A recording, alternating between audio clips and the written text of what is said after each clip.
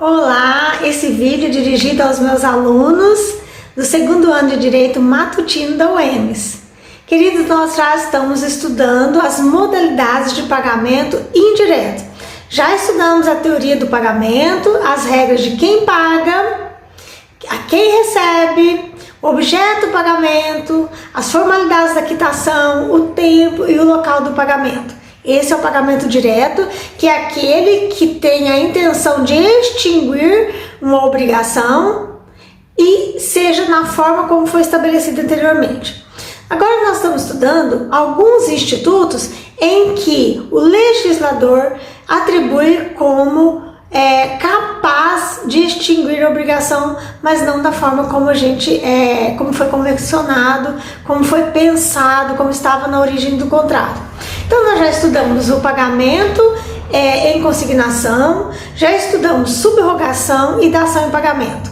Hoje nós vamos ver o Instituto da Imputação ao Pagamento, que está no artigo 352 ao 355 do Código Civil. Muito bem. O que vem ser a imputação? Imputação vem do verbo imputar, que juridicamente significa apontar, atribuir, escolher. Lembrando de imputação do direito penal, né? Quando a pessoa é inimputável, é que não se pode atribuir a ela algum ilícito penal. Então, imputar é atribuir, certo? E como ocorre, como acontece, qual é o conceito de imputação no direito das obrigações? Ocorre quando existe o mesmo credor, o mesmo devedor e mais de uma obrigação. Supondo que um devedor tenha várias notas promissórias, várias dívidas, vários contratos com o mesmo credor, de valores diferentes, de vencimentos diferentes e de juros, correção monetárias, multas diferentes. E aquele devedor, ele não dispõe de dinheiro, de capital suficiente para solver, para pagar todas as dívidas da mesma natureza, com o mesmo credor e todas já vencidas, líquidas e vencidas. Líquidas são aquelas que a gente já sabe exatamente o valor da coisa, né? A especificação da dívida, mas ele não tem dinheiro suficiente para pagar a todas. Então a primeira regra é que o devedor tem o direito de escolher qual ou quais das dívidas que ele quer o recibo, a quitação. Então imagine que ele está devendo a soma total de todas as dívidas com determinado banco, por exemplo, com determinado credor, 15 mil reais.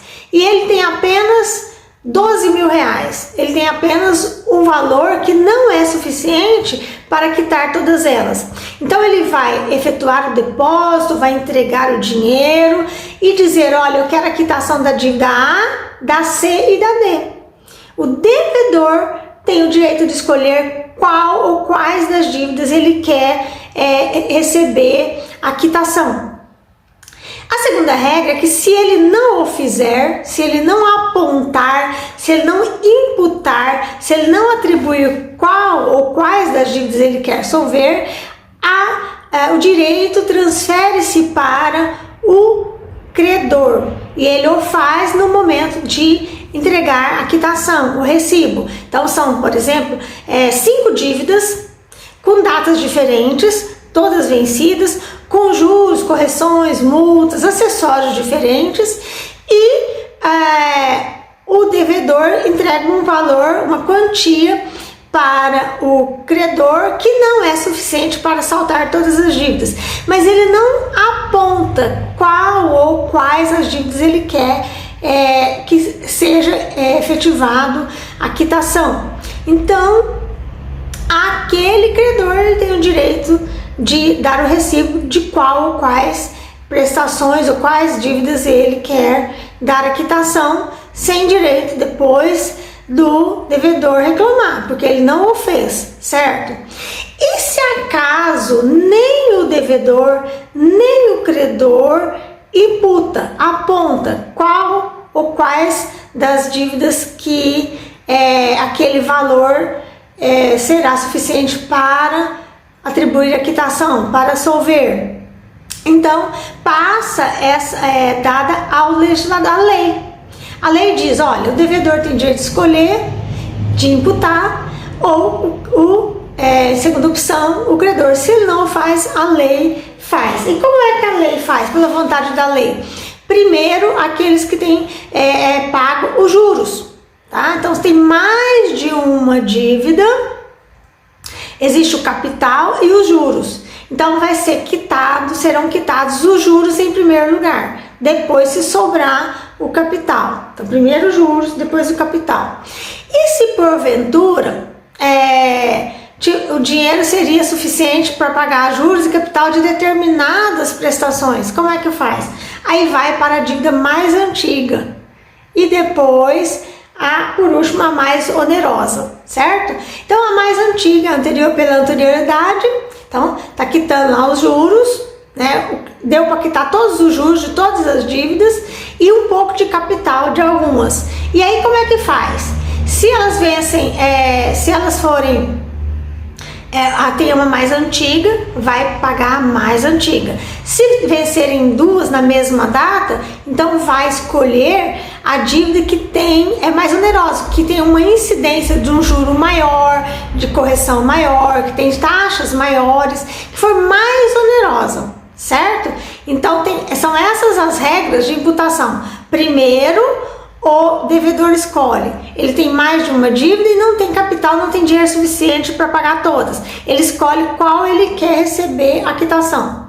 Se ele não o faz, o devedor vai dar a quitação, o recibo daquela que ele escolher. Se nenhum dos dois o faz, a lei diz, então vai pagar primeiro os juros e depois o capital. Se paga todos os juros, como nós vamos escolher para pagar o capital? A que for mais antiga. E por último, a mais onerosa, certo? Então, essas são as regras.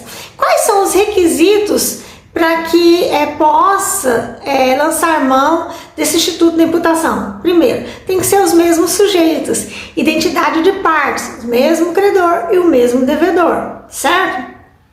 As dívidas têm que estar líquidas e vencidas, né? Liquidez significa tem o valor exato da dívida e todas vencidas, tá?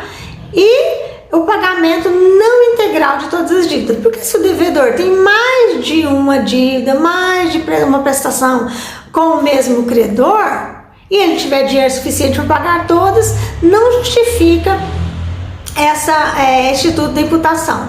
Gente, de ordem prática, eu nunca vi, né, esse instituto ser aplicado. A gente não vê numa ação judicial para o juiz dizer, olha, vou aplicar essa regra aqui do Código Civil, se as partes não o fizeram.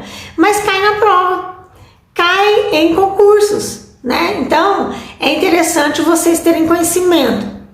Então, vem as regras, né, por indicação do devedor, se ele não o faz por indicação do credor, ou em virtude da lei, que é a última, certo? Então, quando é a lei? Prioridade dos juros, depois que a capital.